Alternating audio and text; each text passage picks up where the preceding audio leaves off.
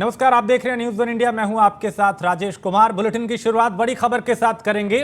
गोला गोकर्णनाथ उपचुनाव में भारतीय जनता पार्टी को बड़ी जीत मिली है और समाजवादी पार्टी के उम्मीदवार विनय तिवारी को करारी हार का सामना करना पड़ा। भारी अंतर से जीते बीजेपी प्रत्याशी अमन गिरी और यहां पे जीत के बाद इस बात की गवाही दी जा रही है और ये दावा किया जा रहा है और ये बताया जा रहा है बीजेपी के दिग्गजों द्वारा कि ये विकास की जीत है, ये काम की जीत है, ये योगी आदित्यनाथ के नेतृत्व की जीत है। तो गोला के रण में साइकिल नहीं चल पाई और यहां बीजेपी ने ही गोल किया है और समाजवादी पार्टी के उम्मीदवार विनय तिवारी ने हार को स्वीकार किया। हार की समीक्षा करने के लिए कहा। उन्होंने कहा कि हार हमें स्वीकार है और इसकी हम समीक्षा करेंगे और जनता का जनादेश स्वीकार है। तो विनय तिवारी ने बीजेपी पे आरोप भी लगाया कि प्रत्याशी नहीं, सरकार ने चुनाव लड़ा है।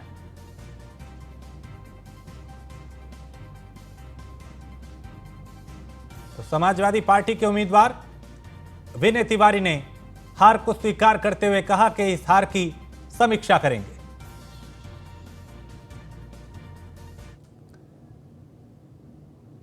और बीजेपी प्रत्याशी अमन गिरी से हमारे संवाददाता अवध जायसवाल ने खास बात की। उन्होंने क्या कुछ कहा, उन्हें सुनते हैं। अरविंद गिरी जो हैं जिनसे बात करते हैं कि किस तरीके से इस जीत का श्रेय, यानी किस तरीके सर जीत हुई है, बड़ी जीत हुई है, क्या श्रेय देते हैं सर जीत का? सबसे पहले तो मैं भारतीय जनता पार्टी को जी हमारे पूरी भारतीय जनता पार्टी के पूरे संगठन को बहुत बहुत धन्यवाद व्यक्त करूंगा। पूरे गोला विधानसभा के निवासियों को धन्यवाद। गोला विधानसभा के निवासियों की यानी जो धन्यवाद व्यक्त किया है और उन्होंने कहा है कि जीत का श्रेय पिताजी को जाता है। एक Jaiswal, news one India. Gokarnanath उपचुनाव में बीजेपी की जीत और विराट विजय की सभी कार्यकर्ताओं को हार्दिक बधाई मुख्यमंत्री योगी आदित्यनाथ ने दी और शानदार जीत डबल इंजन की बीजेपी सरकार पे विश्वास को दर्शाती है, मुख्यमंत्री ने यह भी कहा। और नीतियों के प्रति अटूट जन विश्वास का यह जीत प्रतीक है।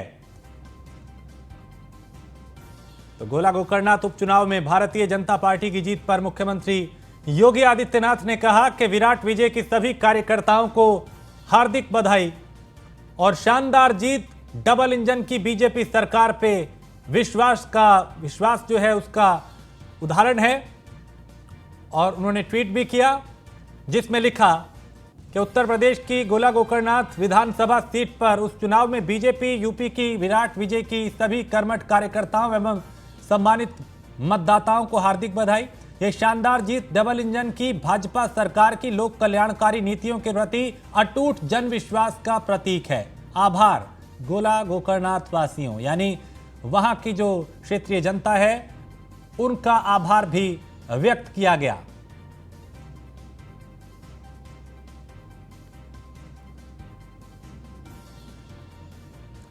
तो मुख्यमंत्री योगी आदित्यनाथ ने ट्वीट करके कार्यकर्ताओं को भी और लोगों को भी इस जीत की शुभकामनाएं दी। तो यूपी समेत 6 राज्यों की 7 विधानसभा सीटों पर हुए उपचुनाव में बीजेपी ने 4 सीटों पर जीत दर्ज की है।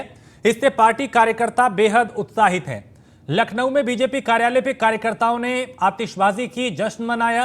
कार्यकर्ताओं ने कहा कि जनता का प्रधानमंत्री मोदी व मुख्यमंत्री योगी आदित्यनाथ पर भरोसा कायम है और यूपी समेत अन्य राज्यों में विधानसभा उपचुनाव में जीत ये दिखाती है कि 2024 के लोकसभा चुनाव में भी पार्टी बड़ी जीत दर्ज करेगी और लगातार तीसरी बार केंद्र में सत्ता में वापसी करेगी।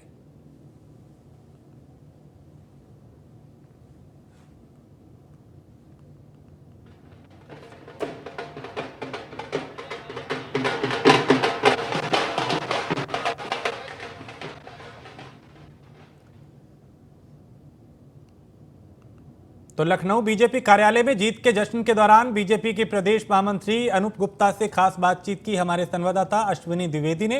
उन्होंने क्या कुछ कहा, उन्हें सुनते हैं। हमारे साथ हैं महामंत्री, प्रदेश महामंत्री। सर, कैसे देखते हो चुनाव, आप वहीं से आते हैं, कितना कठिन था ये?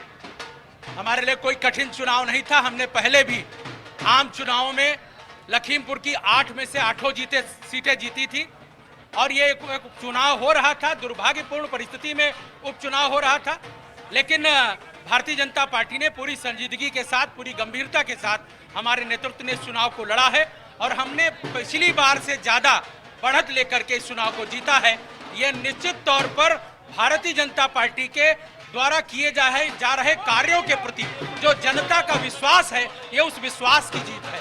एक आरोप लगता है, चाहे आजमगढ़ जीते हो, चाहे रामपुर जीते हो, चाहे अब जीते हो, कि धांधली हुई है, सरकार ने अधिकारी चुनाव लड़ रहे थे। ये तो आप वहाँ बहुत सारे टीवी चैनल और बहुत सारे लोग वहाँ पर घूम रहे थे, सभी media, electronic media, social media, सब प्रकार के लोग वहाँ पर घूम रहे थे, सबने देखा है। आम जनता ने चुनाव लड़ा है, भारतीय जनता पार्टी के प्रत्येक कार्यकर्ता ने, प्रत्येक पदाधिकारी ने, प्रत्येक नेता ने जाकर के मेहनत करके उस चुनाव को लड़ा है। हमारे साथ हैं महामंत्री, प्रदेश महामंत्री। तो जीत के बाद कार्यकर्ताओं में काफी उत्साह है और हर तरफ अब जीत जो है उसकी खुशी जो है वो दिखाई दे रही है। और इस वक्त एक बड़ी खबर आपको बताएं, T20 वर्ल्ड कप में भारतीय टीम ने शानदार जीत दर्ज की है और भारत ने जिम्बाब्वे को 71 रन से हरा दिया है। दूसरे सेमीफाइनल में इंग्लैंड से भारत का मुकाबला होगा। 10 नवंबर को एडिलेड में भारत का सेमीफाइनल मुकाबला होगा इंग्लैंड के साथ। तो आज खेल के मैदान से ये बड़ी खबर, क्योंकि सेमीफाइनल का सफर तो पहले ही भारतीय टीम ने तय कर लिया था। जब नीदरलैंड ने दक्षिण अफ्रीका को हराया तभी तस्वीर साफ हो गई थी कि भारत टॉप 4 में पहुंच चुका है।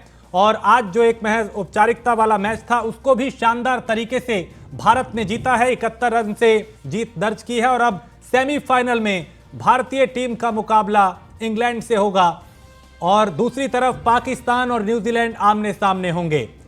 तो T20 विश्व कप से जुड़ी इस वक्त ये बड़ी खबर, जहां वर्ल्ड कप में भारतीय टीम ने शानदार जीत दर्ज की है और जिम्बाब्वे को 71 रन से हरा दिया।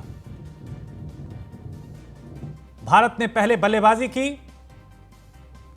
और उसके बाद जिम्बाब्वे की टीम को ऑल आउट किया।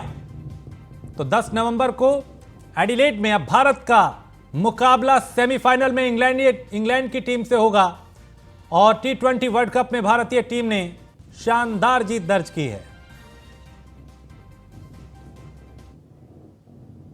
मुख्यमंत्री योगी आदित्यनाथ वाराणसी पहुंचे हैं और काल भैरव विश्वनाथ धाम में वो दर्शन करेंगे, देव दीपावली की तैयारी का जायजा भी लेंगे, काशी तमिल समागम की वो समीक्षा भी करेंगे।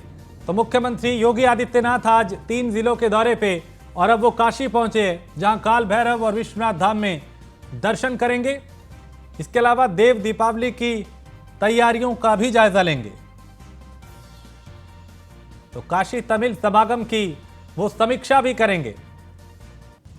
तो वाराणसी पहुंच चुके हैं मुख्यमंत्री योगी आदित्यनाथ। इससे पहले वो चंदौली में थे। आज 3 जिलों का उनका दौरा, कई कार्यक्रमों में वो शामिल हुए, विकास की कई सौगात उन्होंने दी। गोकर्णनाथ जीत के बाद कार्यकर्ताओं को और वहां की जनता को भी शुभकामनाएं दी और अब वो काशी पहुंचे। यहां पे भी कुछ कार्यक्रम जिसमें वो शिरकत करेंगे। वाराणसी पहुंचे मुख्यमंत्री योगी आदित्यनाथ का यहां पे जोरदार स्वागत किया गया।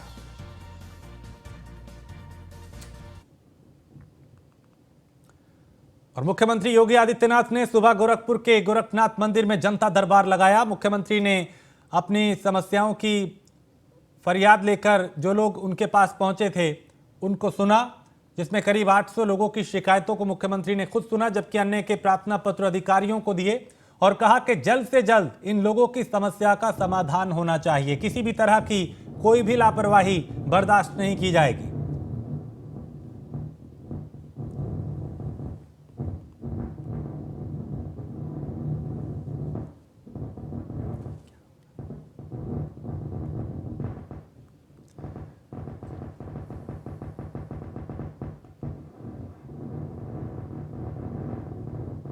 और जननायक चंद्रशेखर ने बलिया को देश में एक नई पहचान दी। आजाद भारत की राजनीति के एक नए चेहरे ने बलिया से निकल के अपनी पहचान देश भर में बनाई।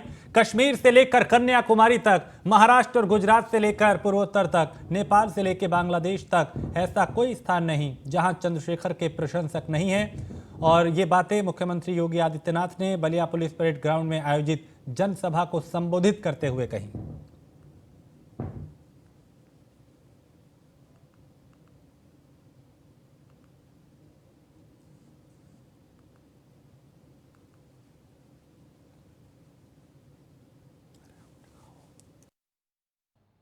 70 वर्ष में 12 मेडिकल कॉलेज, मात्र राजकीय मेडिकल कॉलेज बन पाए थे प्रदेश में। और भाइयों बहनों, 2017 से लेकर के 2022 के बीच में विगत 5-5.5 वर्ष के अंदर हम लोग प्रदेश के अंदर 35 नए गवर्नमेंट मेडिकल कॉलेज बना रहे हैं। 35 समय पे अगर जमीन मिल गई होती तो उन 35 में से एक मेडिकल कॉलेज आपके बलिया को भी मिल गया होता, लेकिन जमीन न मिलने के कारण हमेशा बलिया उससे छिनता रहा। और मैं फिर आह्वान करूंगा, हमें टॉप प्रायोरिटी पे इसको लेना चाहिए, क्योंकि बलिया का मतलब क्यों बलिया नहीं होगा, बलिया का मतलब बलिया और आसपास के क्षेत्र के लोगों के साथ साथ बिहार के लोगों को भी उस स्वास्थ्य सुविधा का लाभ मिलेगा। और उत्तर प्रदेश को इस दिशा में अपनी नेतृत्व की भूमिका के साथ आगे आना ही चाहिए। महिला स्वयंसेवी समूह, महिला स्वावलंबन का आदर्श उदाहरण हो सकता है। इसमें जो रिवॉल्विंग फंड जाना है, इसमें तत्काल उन्हें उपलब्ध हो जाए, इनके प्रशिक्षण की व्यवस्था हो जाए, टूल किट उपलब्ध कराने की कार्रवाई को भी हम तेजी के साथ आगे बढ़ा लें। और महिला स्वयंसेवी समूहों को हम मिल्क प्रोड्यूसर के साथ भी जोड़ सकते हैं। मिल्क प्रोड्यूसर के साथ ही यहां पर तमाम महिला स्वयंसेवी समूहों को पोषण मिशन के साथ भी जोड़ने का कार्य हमें करना चाहिए।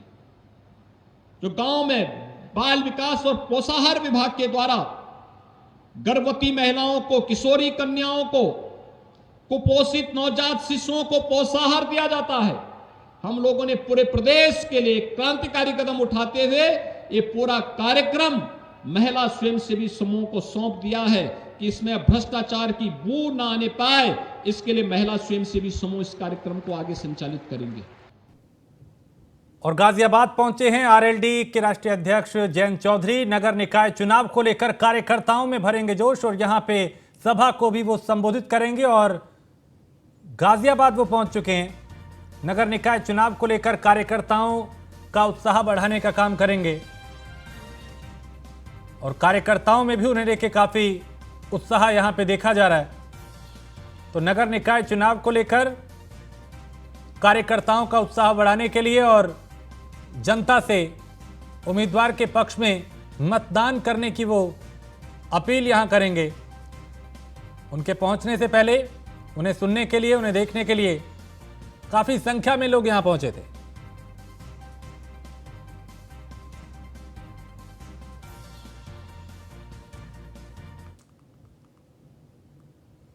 खबर आगरा से है, जहां एक नामी बिल्डर के खिलाफ ताजगंज थाने में मुकदमा दर्ज किया गया है और आईपीसी के तहत अलग अलग धाराओं में मुकदमा दर्ज हुआ है। गरीब किसान को भूमिहीन करने के लिए बिल्डर ने तैयार किया था फर्जी रिकॉर्ड। वे कानून को ताक पे रख के नामचीन बिल्डरों ने ये फर्जी रिकॉर्ड तैयार करवाए थे।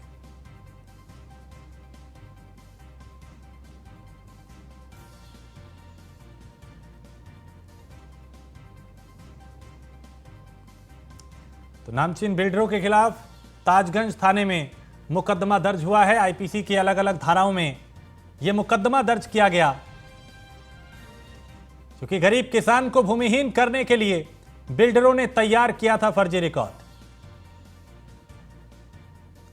जमीन जो है केदारनाथ और मोहन ने जबरदस्ती मतलब अपने अधिकार में कर ली है और सब मेरे बच्चे को भी, अजीत को ये बहुत वो दिखाते हैं धमकी कि मैं मनाता उठवा दूंगा, मार दूंगा। और ये और मैं कशी लागत उतना गरीब आदमी हूँ और क्या कर सकता हूँ। मैंने थाने में सपोर्ट कराता हूँ तो इनकी सुनते। और इस खबर पे ज्यादा जानकारी के साथ कृष्णा हमारे संवाददाता। कृष्णा, यहाँ किसान की जमीन को हड़पने के लिए बिल्डरों ने षड्यंत्र रचा, क्या कुछ ये पूरा मामला? जी मैं आपको बताऊं, ये थाना ताजगंज का मामला था जहां पर बिल्डरों द्वारा इस पूरी जमीन को कब्जा करने की बात सामने आई है और इस पूरे मामले को लेकर काफी दिनों से किसान परेशान था। किसान का आरोप था कि कुछ दबंग जो बिल्डर थे उस जमीन को कब्जा करना चाहते थे, जिसकी शिकायत लगातार किसान द्वारा थाना ताजगंज में की गई। बाद में उच्च अधिकारियों से शिकायत का मामला सामने आने के बाद एफआईआर दर्ज हुई है और पीड़ित किसान का आरोप है कि ये जो बिल्डर है जो काफी समय से इस तरह से लगातार दबाव बना रहे थे और लगातार दबाव बनाने के चलते से किसान को परेशान किया जा रहा था। उसके बाद उच्च अधिकारियों के मामला संज्ञान में आने के बाद मुकदमा दर्ज हुआ है और कहीं पीड़ित किसान इस बात के लिए उच्च अधिकारियों को लगातार गुहार लगा रहा था कि किसी भी प्रकार से पूरे पीड़ित किसान के परिवार को कोई और जनहानि न पहुंचाए। इसके चलते किसान आज उच्च अधिकारियों को धन्यवाद देने के लिए भी आज अधिकारी के कार्यालय पहुंचा है। जी बहुत शुक्रिया कृष्णा जानकारी के लिए। तो यहाँ पे अब कई धाराओं में मुकदमा दर्ज किया गया है, आगे की कार्रवाई की जा रही है।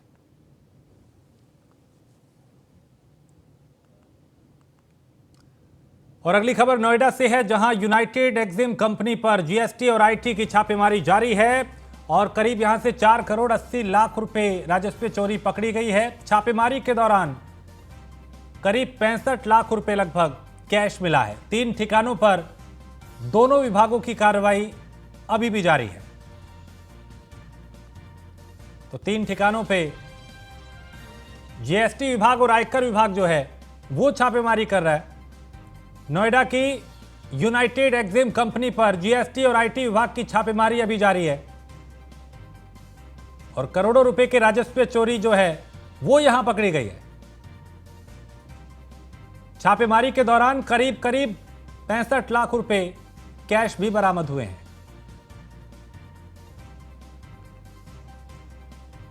तो 3 ठिकानों पे यह छापा मारा गया। यूनाइटेड एक्जिम कंपनी पर जीएसटी विभाग और आयकर विभाग की यह संयुक्त कार्रवाई अभी जारी है। रात से ही छापेमारी की गई थी और तब से ही दस्तावेजों को खंगाला जा रहा है। कैश भी बरामद हुआ है। प्रिया राणा ज्यादा जानकारी के साथ हमारी संवाददाता। प्रिया, इस छापेमारी को लेकर क्या कुछ अपडेट मिल पाया?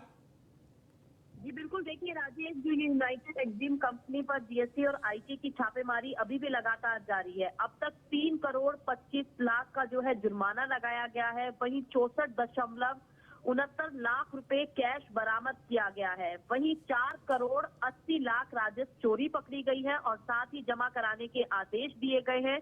वहीं 3 ठिकानों पर अभी भी दोनों विभागों की जो कार्रवाई है लगातार जारी है। हो सकता है कि आगे अभी और कुछ भी निकलकर सामने आए। हालांकि देखिए, कल से ही नोएडा सेक्टर 68 के यूनाइटेड एक्जिम कंपनी में लगातार छापेमारी चल रही है और देखिए कितना बड़ा चूना जो है राजस्व को यहाँ पर लगाया जा रहा था। कितनी बड़ी चोरी जो है करोड़ों में पकड़ी गई है, जिसका कि जुर्माना भरने के भी आदेश दिए गए हैं और अभी भी दोनों विभागों की कार्रवाई लगातार चल रही है। जी बहुत शुक्रिया प्रिया जानकारी के लिए। तो 3 ठिकानों पे ये कार्रवाई चल रही है। यूनाइटेड एक्जिम कंपनी पर जीएसटी विभाग और आयकर विभाग की ये संयुक्त कार्रवाई, जिसमें करोड़ों रुपए के राजस्व चोरी जो है उसकी आशंका के चलते ही छापेमारी की गई थी और उसमें कैश भी बरामद हुआ है और आगे भी कार्रवाई लगातार जारी है। बुलंदशहर में 2 दिन पहले सर्राफा व्यापारी राहुल को गोली मार के लाखों रुपए के लूट की वारदात को अंजाम दिया गया था और अंजाम देने के बाद लुटेरे फरार हो गए थे, जिसके बाद लूट का एक्सक्लूसिव वीडियो न्यूज़ 1 इंडिया के पास है। आप इस वीडियो में साफ तौर पे देख सकते हैं कि कैसे 2 लुटेरे वारदात को अंजाम दे रहे हैं। दरअसल 3 नवंबर की शाम को बाइक सवार 2 लुटेरे बुलंदशहर के अरविंद ज्वेलर्स की दुकान में घुसे और एक लुटेरे ने दुकान में घुसते ही सर्राफा व्यापारी राहुल को पिस्टल से 2 गोलियां मार दी, जबकि दूसरे लुटेरे ने तिजोरी में रखे आभूषण के बॉक्स अपने बैग में रखे और फरार हो गए थे। घायल व्यापारी को मेरठ के अस्पताल में भर्ती कराया गया, जहां उनकी इलाज वहां पे चल रहा है। और इन तस्वीरों को आप देखिए जो ये इस बात की गवाही देती हैं कि इन लुटेरों को, इन बदमाशों को कोई डर नहीं, ना पुलिस का, ना प्रशासन का, ना कानून का। और दिन दहाड़े कैसे ये 2 लोग एक दुकान में घुसते हैं ज्वेलर्स की और वहां पे हथियार के दम पे लूट की वारदात को अंजाम देते हैं। फर्रुखाबाद में डबल मर्डर से गांव में हड़कंप मच गया। ऑनर किलिंग्स में प्रेमी प्रेमिका की गला रेतकर हत्या कर दी गई। लड़की के भाई ने दोनों को गला रेतकर मौत के घाट उतार दिया। काफी समय से दोनों का प्रेम प्रसंग चल रहा था। आरोपी ने थाने पहुंच के सरेंडर किया और अपना जुर्म कबूल कर लिया।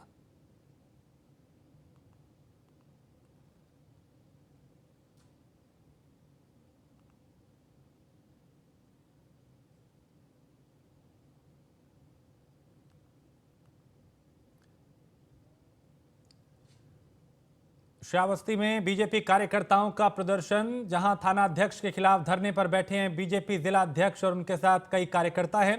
थाना अध्यक्ष पे अवैध धन उगाही और अभद्रता का आरोप लगाया जा रहा है और कार्रवाई की मांग की जा रही है। सड़क को जाम भी किया गया। श्रावस्ती के सिरसिया थाने का यह पूरा मामला है।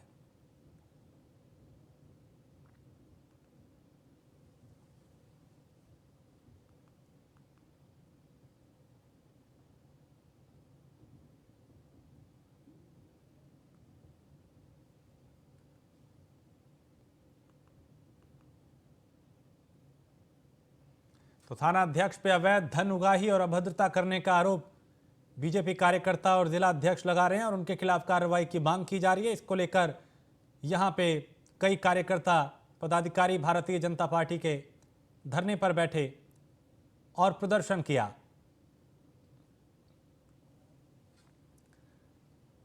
जौनपुर के चौकिया गांव में सड़क विवाद को लेकर दो पक्षों में जमकर मारपीट हो गई।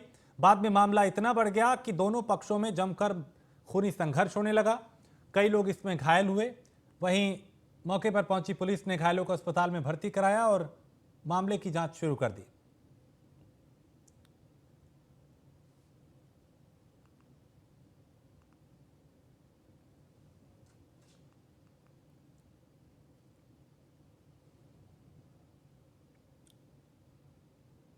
खबर बुलंदशहर से है, जहां मामूली कहासुनी को लेकर दो पक्षों में मारपीट हुई। नौबत यहां तक आ गई कि फायरिंग तक हो गई। इस फायरिंग में दो लोगों को गोली लगी। घायलों को अस्पताल में भर्ती कराया गया है। अहमदगढ़ थाना क्षेत्र के नगला हजरतपुर का यह मामला है।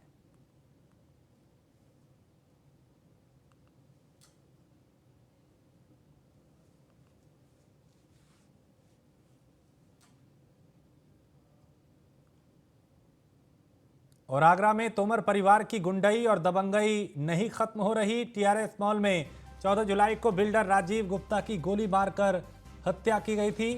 तोमर स्वीट्स के मालिक और गुंडे अशोक तोमर ने गोली मारकर हत्या की थी। मृतक राजीव गुप्ता के भाई शरद गुप्ता ने मुकदमा दर्ज कराया था और हत्या के मुकदमे में गवाह अशोक कुशवाहा नाम का व्यक्ति है। आरोपी के भाई सुनील तोमर ने हत्या के गवाह अशोक कुशवाहा के साथ मारपीट की। मारपीट का वीडियो भी सोशल मीडिया पे वायरल हो रहा है।